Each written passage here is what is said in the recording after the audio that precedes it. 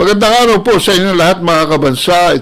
Kayo po ay nasa Iparas kay Paras at ito inyong lingkod Ado Paglinawan na bumabati sa inyo, Secretary. Magandang hapon, Paring Ado. Magandang hapon naman muli sa ating mga minahal na mga kababayan na hanggang ngayon po ay wow, ano ba yung survey? Sumataas ang gutom. Walang mabili. Walang pambili. 2 million unemployed. So, yun ang Grabe. nangyayari ngayon, mga kababayan, sa ating mga ikangay naghihirap na mga mahal na mga Pilipino. At ito po ay dahil sa kabulastugan nitong inaakusa na isang presidente na baka na nagkukuking. Ito po, Paring Ado, ano bang tingin mo? Dito sa investigasyon sa Senado na nagpapakita dito sa mga dokumento na nakalap at iniimbestigahan ngayon na ito daw ay na-leak sa galing sa opisina ng pangalan nito, PIDEA. Galing sa opisina ng PIDEA ay nagpapatunay na may mga ebidensya base doon sa report ni Ginoong Morales na may mga retrato na nagpakita na pumihit-hit or tumitira ng cocaine si Marcos kasama ang isang artista at iba pang mga tao. At lalong umiinit ito, Secretary, dahil mismo si Presidente Duterte ay may mga sinabi na ukol dito sa nagbabagang issue na ito. As early as prior to the election of 2022, sinasabi na ng dating Pangulo Duterte. Ito po ang sinasabi niya.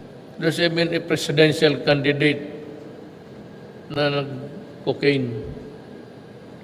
Yung mga mayaman sa Davao,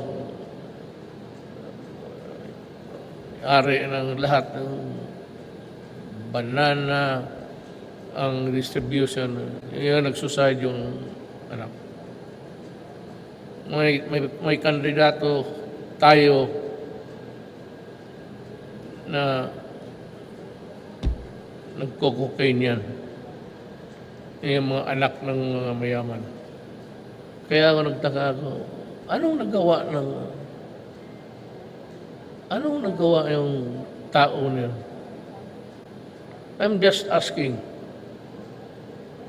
What contribution has he made para sa Pilipinas? Yan lang, gusto ko lang tanongin ng ano. Hindi naman sabang, bakit ang Pilipino parang lukong-luko na supporting. Magtanong lang ako sa inyo, ano ang ginawa niyan? So, as early as that, at this was in fact reiterated by the President then, Duterte, in one of his speeches during a rally in Davao, ay siya daw ay nabigyan ng or napasilip ng isang report ng PIDEA na itong si Marcos ay tumitira ng cocaine. Okay. At hindi po ito mapagkaila. Ako po mismo, may mga kaibigan ako, some of them in fact told me, reiterated that in one of place in New York, he was present, nakita din niya to na tumitira daw ng cocaine. Hindi ko na lang i-mention itong kaibigan ko, doon din nakatira sa New York, pero ngayon nasa Wakwak na nakatira sa Green Hills. Dati ito, matagal nakatira sa New York nung panahon na nandoon si Marcos at he personally witnessed. But ito rin, Matagal niyang kaibigan to. tagal din kaibigan. Ang asawa nito ay Barkada. O ito, anong sinasabi tungkol sa Barkada ni Bongbong. paggamit ng droga nitong Di Amanoy, paggamit ng droga nitong Pangulo na kasalukuyan ng ating bansa. I remember Mr. Marcos as candidate today, before. It never worked. All they did was go to the disco. They were always high on drugs. And I know them. They're the very same people supporting him today. But I don't condemn them. That's their life. They have all the money. They have all the resources. They don't have to drag their feet and work and show people, even to pretend, you know. Yan, ka-contemporary yan. Kasi yung, I don't know if his former husband or still husband, si Bing Magpayo, yata ang asawa nito ay kagrupo. So, Former husband. so Nikki should have a complete knowledge of the whereabouts of these people, no? And she candidly said it that they were in drugs. Now, hindi na kailangang patunayan pa natin. Sa pagmumuka lang at nagpapananalita, klarong-klaro na gumagamit. Pero, nadagdagan itong hearing na may lumabas na mga dokumento na ito ngayon ang subject matter sa hearing sa Congress. At si Ginoong Bato mismo, kasi kini-question ngayon ng PDEA, yung dokumento daw ay peke. Gamit lang daw ng AI. artificial intelligence. At ito po ay napatunayan na sinungaling itong PDEA. Nagsinungaling pa kasama yung kanyang bata-bata na si Bitong na hindi daw sinuntok, hindi daw minanhandle nila si Attorney Delgado. Klarong-klaro doon sa video na binubugbog niya doon sa Nakaupo pa sa sila. kotse. Oh. Dahil Nahulog pa yung baril niya. Saka, dahil itong Moro, Lasso na ito, napaka-high and mighty, na para na siyang mas higit pa sa presidente ng Pilipinas dahil ayaw lang marinig na mabusinahan yung baka baril ng kotse.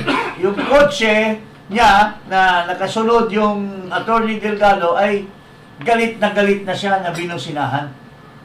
Sobra kang high and mighty, Mr. Lasso. So, itong Bitong, depensa sa'yo. Ano kayang pinakain mo dyan? Bakit dalawang passport daw yan at dalawang pangalan? Yun dapat ang sinama sa investigation ni Ginoong Bato. Una, yung pagkaabusado nitong si Lasso, ang pagsisinungaling at pagpalsipay ng kanyang personal na mga dokumento na magkakaroon ng dalawang passport at ginagamit pareho. So that alone is a significant violation of our laws in this country. At dahil si Ginoong Bato inaakusa pa nga ng mga kung sino-sino na nagiging malambot, pero naninindigan talaga si Bato na yung dokumento ay authentic. Yung dokumento ay mayroong katotohanan.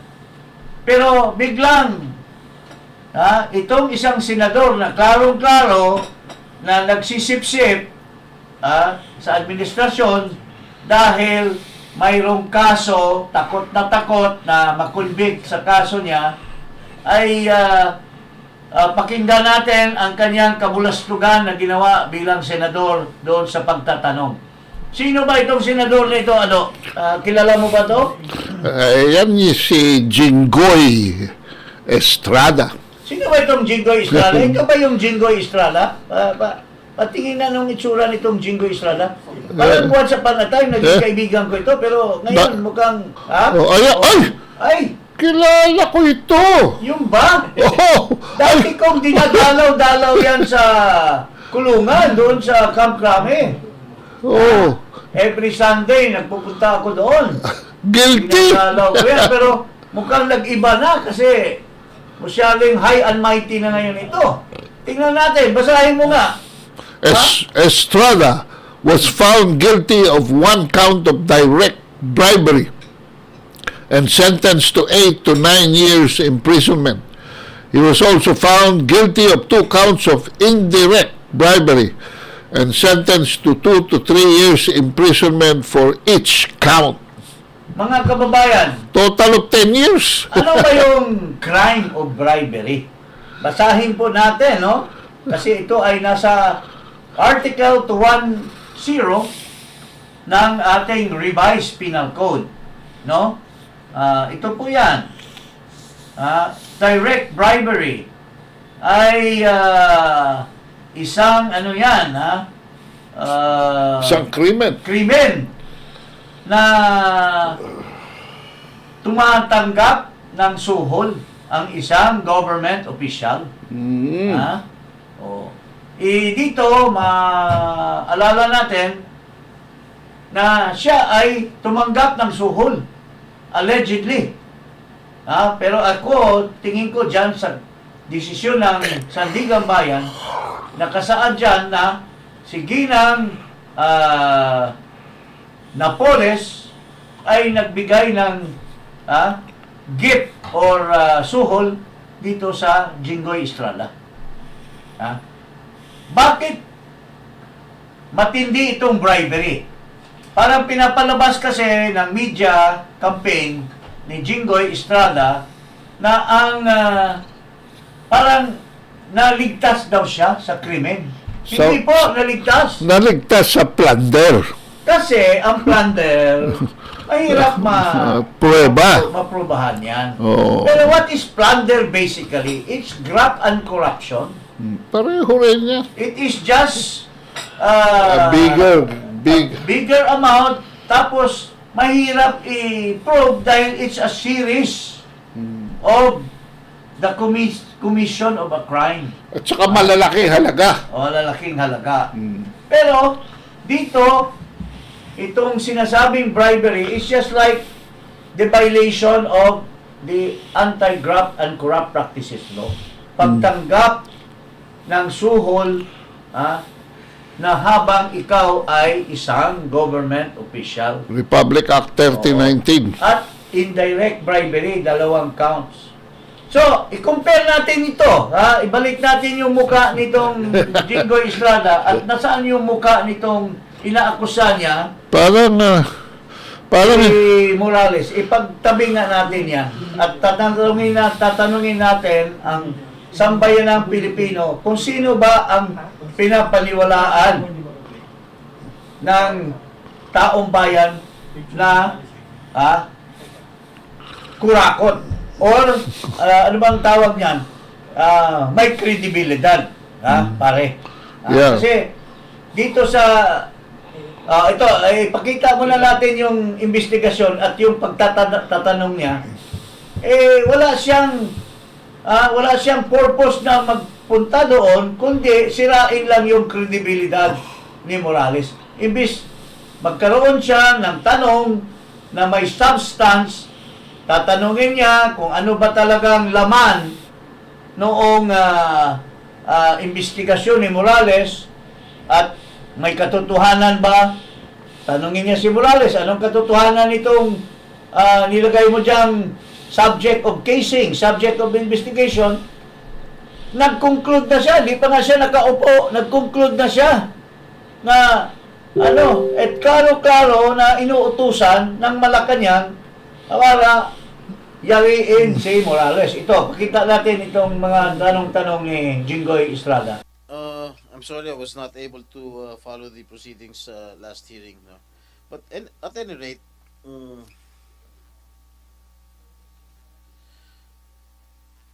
during the last hearing, the authority to operate provides that 7 other personnel of the PIDEA Intelligence and Investigation Service, or IIS, were supposed to join the anti-drug operation against then Bongbong Marcos. Am I correct? Yes, sir.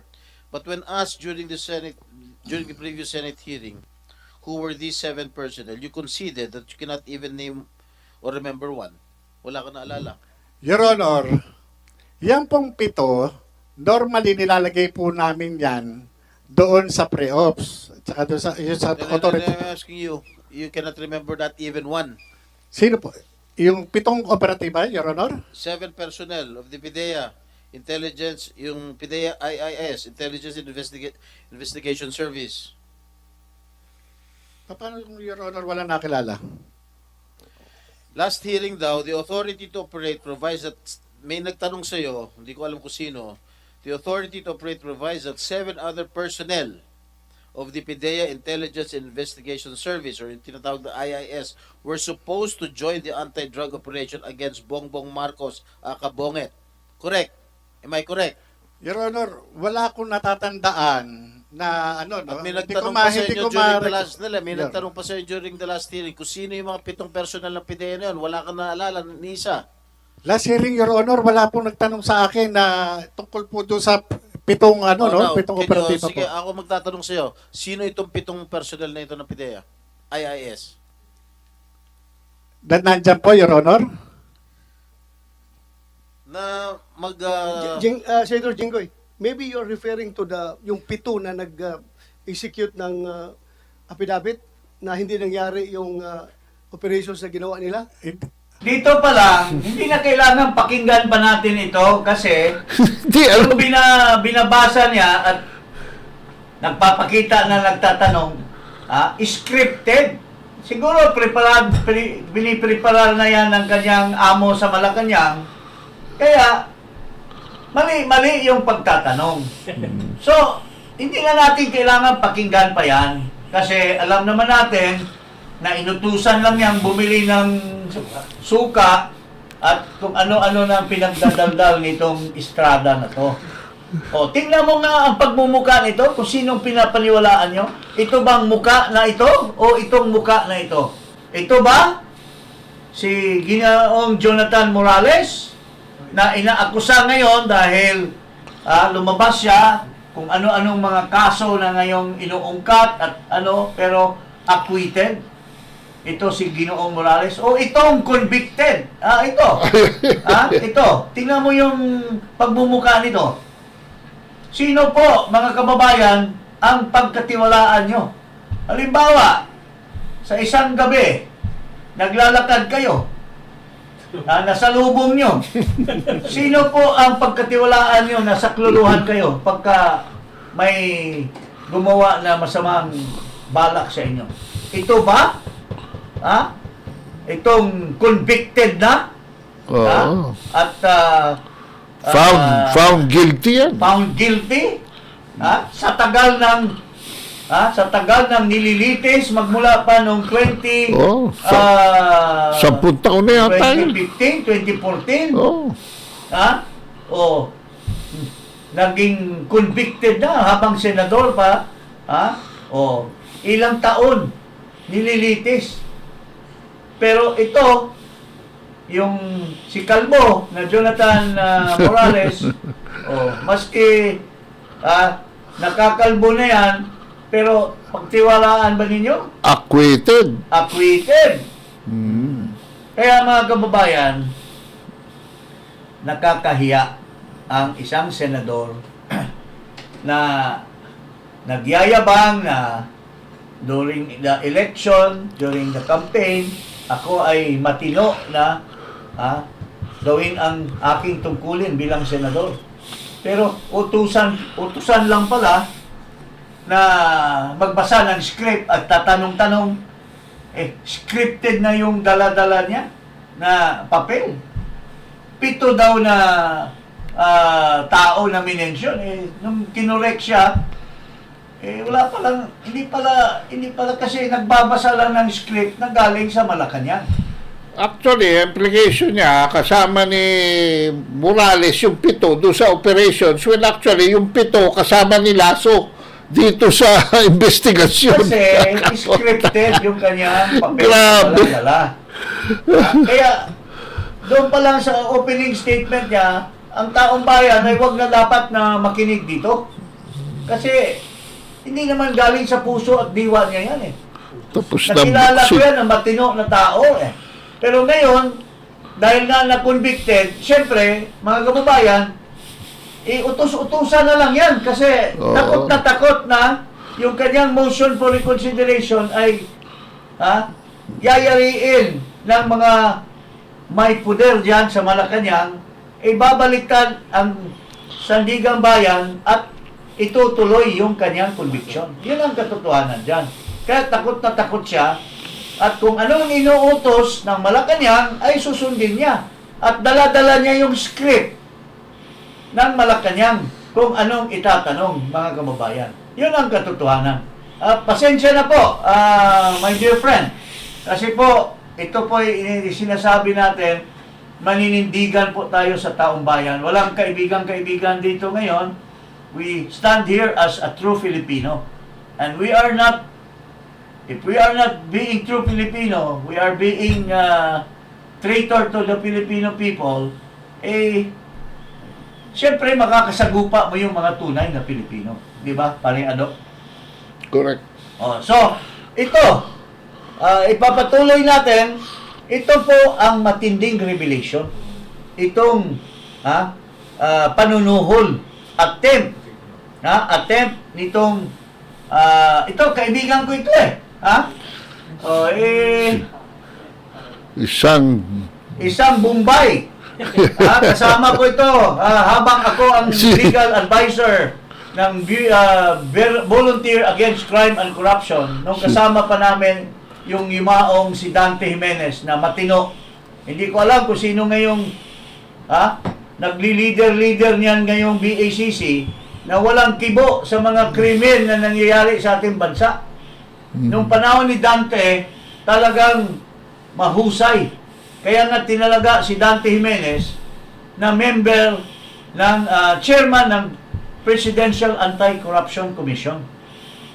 Pero ito ngayong namamahala at lalo na itong tresurero, nagiging utusan sa pag-commit ng krimen. Imbis na Volunteer Against Crime and Corruption na magiging defender against crime and corruption, he is now the one perpetuating criminal activities tulad nitong ni-reveal ni Morales. Ito, pakinggan natin. May nagpunta sa akin sa bahay. Ito po ay inaayos ako. Allegedly, by the camp of a certain James Kumar and Lisa Marcos through a common friend named Eric Santiago alias Picoy. Ang pagkakaalam ko po dito, taga-Napolcom po ito. At ang kapatid po nito, isang PIDEA Drug Enforcement Officer.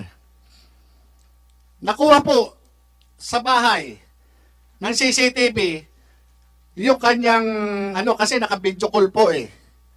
At ako, ayon, di umano, ito si James Kumar, interesado sa akin at naging subject ng kanilang three-way conversation na ako wag nang magsalita.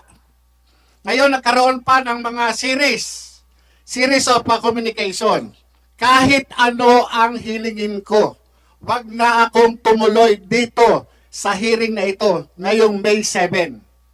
Kung hindi ka tumuloy, papahuli rin kita. Yes, Your Honor, alam ko naman Paparesto po. kita kung hindi ka Nagbiro pa nga ako, Your Honor. Ang gusto ko, loto. Walang problema. Yan ang inaantay. Yan ang inaantay ni Lam. Your Honor, kuha po yan. Yung conversation na yan.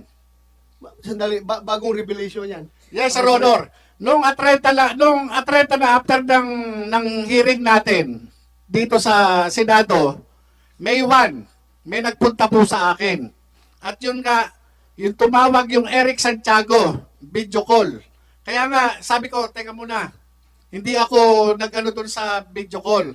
Yung nga sinasabi, yung certain Kumar, James Kumar, allegedly, yung Bombay, sabi nga Bombay. Sabi ko, ano kinalaman ng Bombay? Ba't ako kakausapin ng Bombay? Hindi ko po kilala itong James Kumar na to. Kilala ko yan. Ako po. Kilala ko. Opo. Kumsek, are you sure of your statements, ha? Yes, Sir Honor, kahit po patawag natin, yung Eric Santiago, ng pagkakaalam ko, taga Napolcom. Kumsek, you invite James Kumar and yung isa, Eric Santiago. Opo. Tsaka yung isa pa raw kausap, allegedly, ito po allegedly si Lisa Marcos, ito po yung lam. Sandali, si puro ka allegedly. Sino ang nakausap Kasi mo? po, yung Eric Santiago po ang nagsasabi. Sinabihan Na interesado. Opo, sinabihan ako na yung Kumar interesado sa akin. Personal kayo nag-usap o cellphone? Yung po yung nagpunta po sa akin, naka-video call po sila. Sino yung Naka-video call. nagpunta sa'yo? Si Romy Enriquez po. Romy Enriquez. Kumsek, take note. Pumunta sa'yo, naka-video call. Yes, Sir Honor. Pinadinig niya sa akin. Sinong nagsalita doon sa video call? Yung pong si Eric Santiago. Anong sabi ni Eric Santiago? Ayun, interesado raw sa akin si James Kumar. Ang gusto pa nga, Your Honor, kausapin ako kung saan ko gusto sa labas. Ang sabi ko naman, hindi, dito na lang sa bahay, dito ako kakausapin. Ngayon, bumalik sa kanya ng usap, itong si Picoyo, si Eric Santiago, at sinabi, teka muna, baka raw tad ng CCTV yung bahay nun. Mahirap. Kung mga puro kasinungalingan lamang ito na binibring up na itong Marcos ay under surveillance at may mga pictures na nagpupulburon ay haka-haka lang, bakit mag-a-attempt na iba-bribe itong taong ito? Why would they be interested? They would just laugh away these allegations. But the fact that there are attempts, and this James Kumar is a big contributor.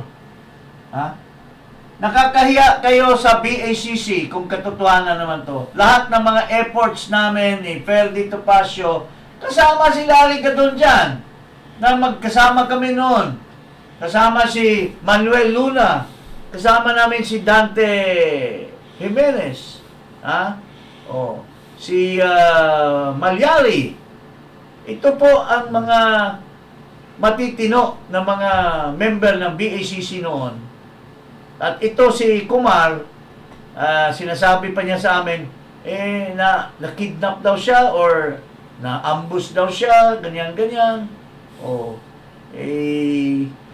Tapos bigla ngayon, imbis na volunteer against crime and corruption, he is now a volunteer to commit corruption. Nakakahiya naman ang BACC. Ewan ko, yung kaibigan ko dyan si ng pangalan nito. Namatay kasi yung isang matino din dyan nagkasama namin sa BACC. Pero Yung si Cory Quirino mukhang matino din yun, pero mukhang tinalsik nila si Cory Quirino. Pero anong problema natin na kakilala ito ni James Kumar, ito si Nalisa, si BBM, si Chis Escudero, tsaka si Jinggoy? Unang-una, punta ka sa COMELEC, isa sa mga number one campaign contributor, ito si James Kumar. On record? Sa kampanya ni Marcos. On record. Magkauni lang ito. Doon sa picture, kitang-kita Tingnan natin, picture. kaibigan Tingnan pa natin ni sa picture. Jingo Estrada ito Wow! Ayan, Ha? sarap ng tawanan nila Chis Escudero, nagsasalita din si Chis Mukhang, hindi ko naman sinasabing kasabwat din si Chis dyan. Wala yatang dalang script si Chis nung nagsalita. Kasama niya yung kuting at yung cute. Si Cute. Nandun si Cute. Talagang mukhang tirador ito ni Cute. Ito si James Kumar Ako ay talagang nasa shock. Kasi nung magkasama tayo sa BACC, I've always thought, mga kababayan, na matino ito si James Kumar. He will not, Mukha influence peddler dito eh. influence peddler na. No? Dati, matino ito eh. Alam mo, ang mga tao na tiningin kong matino ay Grabe. influensya ng kasamaan dito sa mga leaders ngayon na nakaupo diyan sa Malacanang. Nagiging masama ang mga tao by means of being influenced by them to perpetuate crimes. BI ang tawag dyan. Bad influence. Bad influence. Oo. Tingnan mo. At tingnan mo naman si Attorney Delgado. Ipakita natin. Ito yung ito yung kinajut. Ito yung binugbog. Pakita natin gaano katindi ang abuso ngayon. Nahulog pa yung baril ni Lasso. Ng PDEA dyan, na puro kasinungalingan. Ito po. Ako po si Attorney Alvincent Ma G. Delgado. Dati po akong agent or drug enforcement officer po ng Philippine Drug Enforcement Agency. Dati? Opo. So ngayon, hindi na? Hindi na po. Umalis ka na sa PDEA? Opo. Kailan lang? Nung nag-resign po ako ng December and naging effective po yung resignation ko nitong January 6 po, 2024. Kailan ba nangyari yung video na yun? November po, 17. November. Pagka-December, nag-resign ka. Opo, nag-tender po ako ng resignation. Okay. Please continue. Opo. Nagsimula ako ng panunungkulan noong December 30, 2010. Ngunit ngayon po, sabi ko na resign na po ako January 6, 2024. Ako po ay naimbitahan ni Honorable Chairman dahil sa statement or implied accusation ni DG Lasso that I most probably leaked a video to a certain vlogger, Maharlika. Ang CCTV footage po na iyon ay magpapakita ng mga pangyayari ng pagtamo ko ng verbal at physical assault mula kay DG Lasso. Bilang pagtugon po, kasama po sa invitation na magbigay po ako ng views and comments about dun po sa pangyayari. Ito po. Yung sa patungkol po doon sa statement, hindi ko po mahaba po yung sinabi ni DG Lasso, hindi ko na po babasahin na nasa ano naman po. Hindi ko po sinasabi na nagsisinungaling si DG Lasso. Pero hindi po totoo yung sinasabi niya. Hindi po ako nagbigay ng CCTV footage or video sa vlogger na si Maharlika. Ang nangyari po nun, nag-request po ako ng CCTV footage, pero para po ito sa administrative and criminal case na isasampa ko po sa kanya. Laban kay DG Lasso. Ang ginawa, Which was granted by DG Lasso. opo. Binigay sa'yo? Binigay niya po. Thank you. Opo. Ang ginawa ko po sa video ay sinabit ko po to bilang pati ng proof ko or evidence sa ombudsman po. Pero ito po, bago po maibigay sa akin ang kopya ng video or CCTV footage, ikinalat na po ng administrasyon ni DG Lasso yung video sa mga group chats. Meron po akong pruweba, pwede ko rin po isubmit po sa committee. At saka meron pong isang pagkakataon na si DG Lasso, nag-speech pa siya sa isang regional office po sa La Union, sa PIDEA Regional Office 1. Binanggit niya na ikwento niya po yung pangyayari sa amin. Tapos ang ginawa niya po is, bahil sa kwento niya, kumbaga he played the victim. Sabi niya na porket daw naka-Innova lang siya, kaya ko raw siya binusinahan. Ganun po yung kwento niya. Tapos po, nabanggit niya na, di ba napanood niyo naman yung video? So sa pangyayari po na yun, alam niya na na-leak na po yung video na yun. Yung CCTV footage po. Tsaka isa pa po, kung gusto ko pong ikalat yung video na yun, marami pong nag-reach, hindi naman po marami, may nag-reach out po sa akin from ABS, GMA, at saka ang pagkakaalam ko po na nawagan pa po si Miss Maharlika na magpa-interview, pero hindi ko po yung pinaunlakan. Ang ginawa ko lang po is, nag-file lang po ako sa proper venue ng kaso laban sa kanya. Kasi po, bilang... Paano ka na-reach out ni Maharlika? Sa ano po, yung mga videos po na pinapost niya, nakita ko nakita ko po na sinasabi niya, Attorney Delgado, ganyan, gusto niya po akong interviewin, pero hindi ko po na paunlakan. Hindi naman po dahil against po ako sa kanya, pero dahil lang yung mas tamang venue po is i-file ko yung kaso na yun sa tamang opisina po, tamang ahensya ng gobyerno po. Correct. Abogado ka, di ba? Opo, You yun know nga what to do. Continue. Tapos po, singit ko na lang po, medyo hindi na relevant. Yung gawain po, yung pagkakalat po kasi ng video na yun, sa kanila po yun ang galing. Yun po yung sa administrasyon ni DG Lasso po. When you say kanila, Sa administrasyon po ni DG Lasso. Bali po, meron po akong pruweba, katulad ng sabi ko kanina, isasubmit ko po sa committee, na yung gawain nila, mahilig po kasi sila kalat sa groups para character assassination, ganyan. Meron pa nga po akong natanggap na paninira sa akin, propaganda po nila. Hindi ko na po babasahin kasi medyo mahaba, tsaka may mga mali-maling spell. Pero malinaw po na galing po yun sa kanila, sa director po. Yun po. thank you. So, malinaw na hindi ikaw ang nagkalat ng video. Hindi po. Hindi ikaw ang nagbigay kay Maharlika. Hindi po, sir. Most likely, nakuha ni Maharlika yon from the internet. Kasi nagkalat naman kaya yan. Opo. Ako hindi ko pa nakita yung video niyan pero nagkalat na.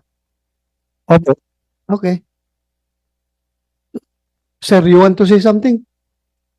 General Lasso. Yes, Your Honor. May I ask our Director for Intelligence Service who has control and custody of these CCTV tapes on how we control providing copies of these CCTV footage, sir? Director Bitong, sir.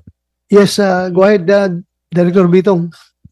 Ang actual po na nangyari ay Friday 5:47 dumating yung request ni Attorney Delgado, or should I say ang first name? Vince Delgado, 5:47 after office hours.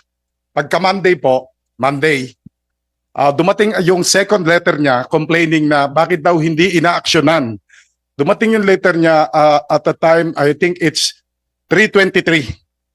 17 minutes later, I was informed na nagpadala na siya ng letter sa ombudsman.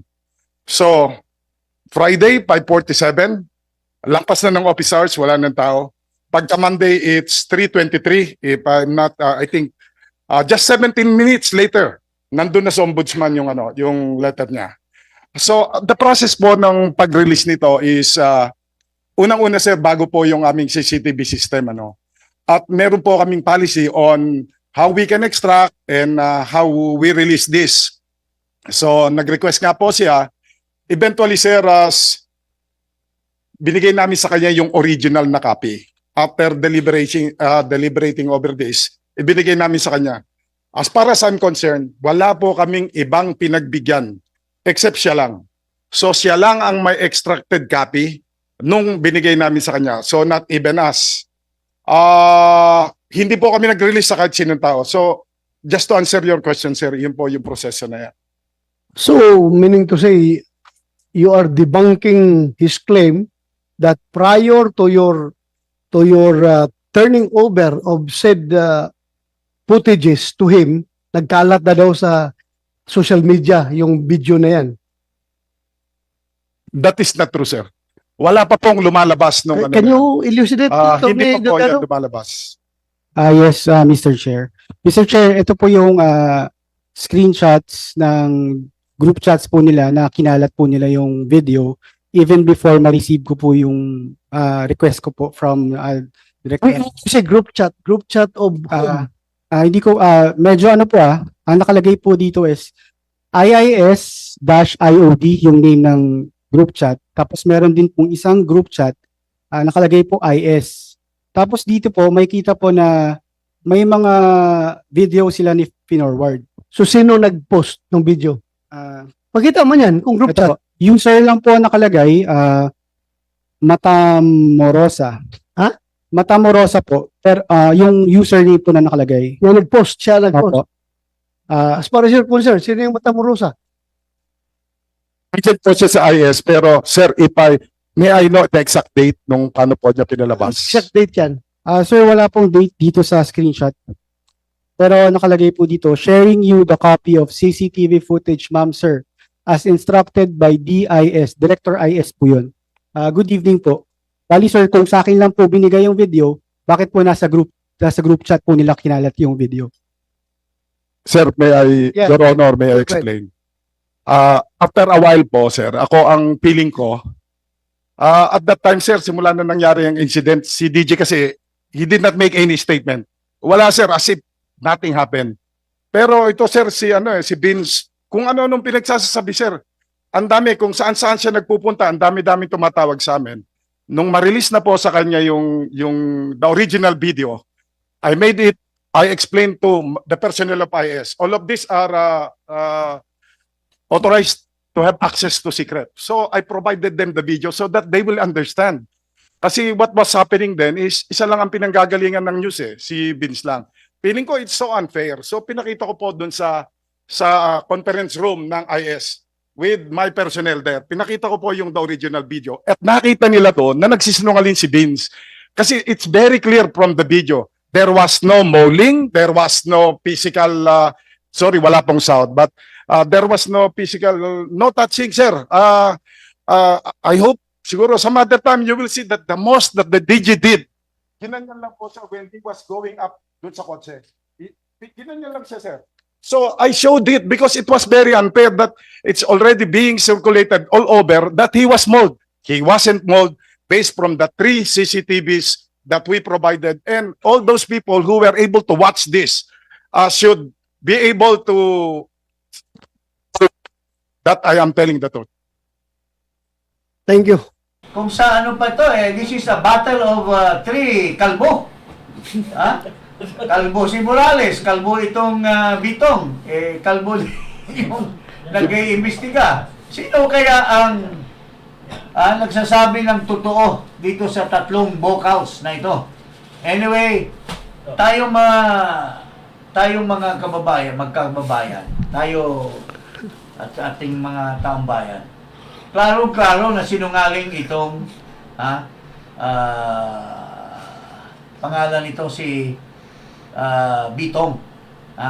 Okay. Unang-una, ano bang personalidad nitong Bitong nito? Ano bang pagkatao nitong Bitong nito? Ito.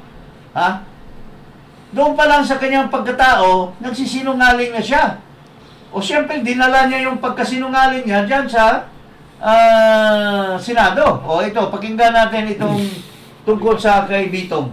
Senator Bato, alam mo, bitbitin mo ang Bureau of Immigration. Bakit 2 passport ang hawak ni Bitong? Pwede ba 2 passport ang isang tao? Both active. Bureau of Immigration. Ginagamit niya salitan ang passport. Bakit 2 ang passport mo? Ang isang passport, ayon dito sa ating PA, puting ahas, ang isang passport ni Bitong ay Ramil Bitong. Okay? Yan ang isa niyang passport. Ramil ang pangalan niya. Ano yun? Ginagamit mo sa pag-what? Baka ano pa yun? Baka diplomat passport pa yun sa pag-transact ng what? Ng polvoron o whatever? Nagtatanong lang ako. At ang kanyang isang passport na ginagamit niya ay Imiterio Bitong. So which is which? Are you Ramil o are you Imiterio? Bakit 2 ang pangalan mo? Well, it's okay na lang magka-2 pangalan. Di ba? Kasing iba, Maria, kuri, may kutiba sa buli. Di ba? Ganon.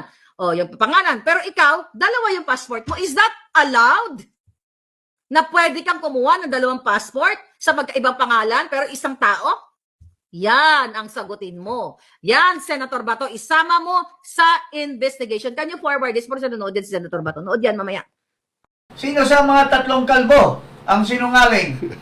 Sabi ni Marlica, unang-una, kung hindi ka sinungaling, bakit gagawa ka ng 3 or 2 passport? At sabay-sabay mo. On one occasion, you are Ramil. On another occasion, you are Imiterio. That one alone is a crime. So, bakit pinayagan ni Lasso yan na maging kanyang intelligence official ay isang kriminal? Di umano. At pinagsinungalingan niya na sinapak itong si Attorney Delgado, klaro-klaro dito sa video, ano yon, hinipo lang? Ha? Baka, baka hinimas. Hinihimas mo lang, pinahulog pa nga yung kanyang baril habang binubugbog niya si Attorney Delgado. Ito, ganito kasinungaling ngayon ang ating PIDEA. Ito po. Abangan ninyo kung paano gagawin niya kay Attorney Delgado. Okay? Okay, pinabuksan niya. Ayan, tignan nyo. Oh. Anong sabi dyan? Lasso demanded to open. Ayan, pinabubuksan niya itong front ng car. Diduduro-duro niya. Okay, si Delgado. Lasso waves his hand. A finger of Delgado's face. Diba? Diduduro-duro niya. Oh. Ayan, ang hayop na to. Oh.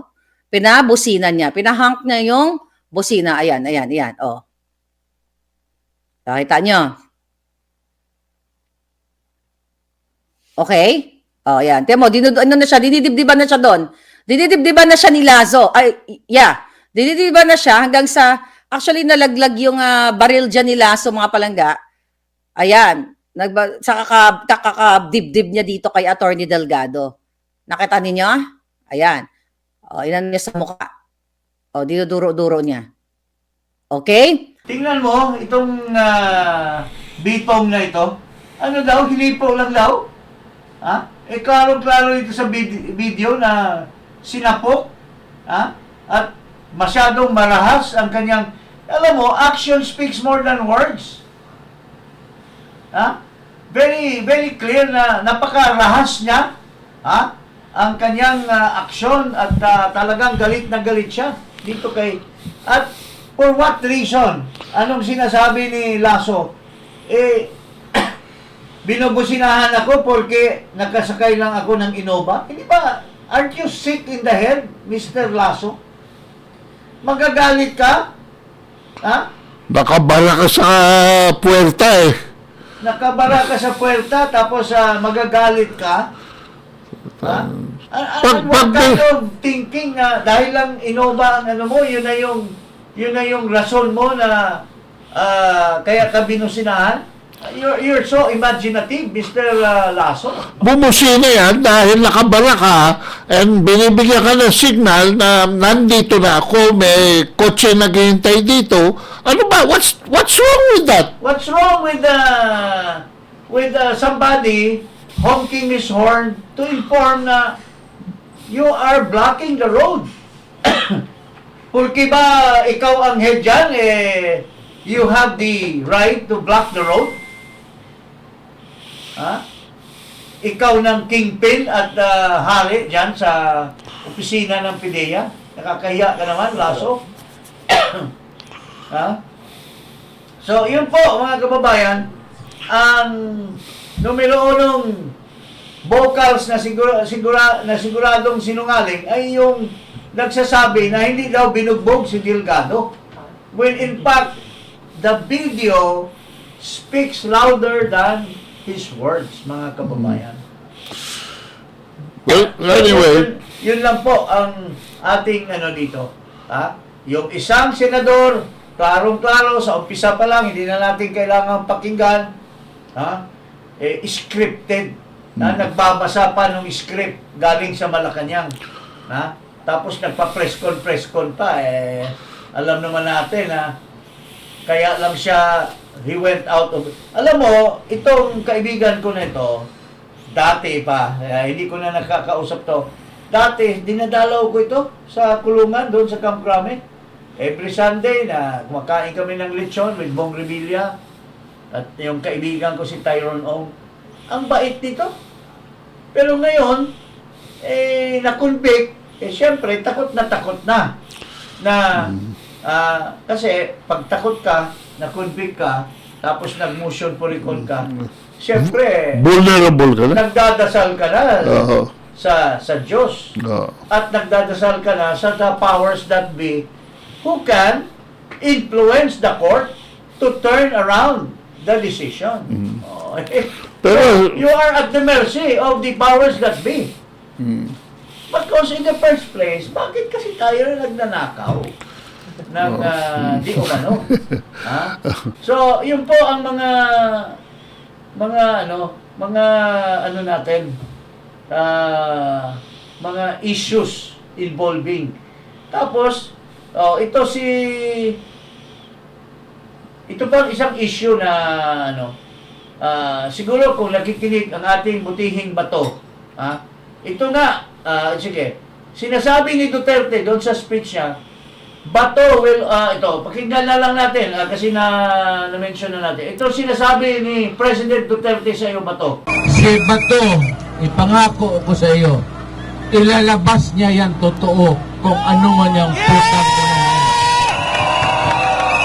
So, ilalabas mo daw ang totoo. Mahal ka ni Digong. Ilabas mo yung totoo. At magtiwala kayo kay Bato. Sir, Bato, kung nakinig ka sa programa namin, ito po ang hangarin ng taong bayan. Una, ipatawag mo yung mga chimay or mga kasimbahay ni Maricel. Kasi dinideny ni Maricel na hindi siya nagda-drugs. Pero doon sa mga naalala ko noon na iskandalo, maraming iskandalo noon mayroong isang kapatid ng isang politiko, anak din ng isang politiko, na minamartilyo yung mga katulong. Mayroong isa dyan na announcer ng isang stasyon, sinumbong din ng mga dahil sa karahasan niya sa mga katulong, sinumbong din siya at nagiging public. At itong kay Maricel, nagiging public din yan. So, pinagsinungalingan ni Maricel na hindi daw siya drug addict or hindi daw siya gumagamit. Pero ang aking naalala noon, ang mga katulong nagsumbong, it went viral in public, na sila po ay binubugbog daw kasi bangag parate yung amo nila. Dapat magpa-drug test din yan. Dapat magpa-drug test. Secondly, Hair follicle. kung tulad ng sinabi ni Duterte, Senator Bato, na you will come out with the truth in the end, try to get hold of the maids. Ipatawag mo yung maids. Dapat, hindi lang, Maricel should not get out scot-free. Kasi pinapalabas ngayon na itong mga senador na may mga script na, wala naman pala si Maricel. No, you have to look back at the time when there was public scandal that a star was sinumbong ng mga katulong na binubugbog sila dahil parating addict. Yun ang totoo. And of course, I'm not an isolated person. I'm a public person. Kilala ko yung mga kaibigan yan, ni Maricel. Yung isa, best friend niya, ang asawa ng classmate ko. Older sister, best friend ni Maricel. Naririnig natin yan, mga ganyan. Alam ko yan kasi alam ko itong malapit na mga tao na ito. So, yun po mga kaibigan, na hinihikayat natin si Bato na ipatawag yung mga katulong na yan para ipatanong natin kung ano yung sinasabi nila noon na mayroong isang bangag na artista na pinupegol sila tuwing nahahay sa drugs. Hindi dahil maraming artista dyan sa Senado, but we will be soft with a movie star like this. We are after the truth. Yes. So let the truth reign. Okay. Alright. So ito na po. Magandang hapon po sa inyo lahat. Huwag kalimutang mag-subscribe dito sa Paras kay Paras at i-click ang notification bell at mag-subscribe din kayo sa YouTube ko sa Ado Paglinawan. Maraming salamat. Paras kay Paras. Magandang hapon po sa inyo lahat.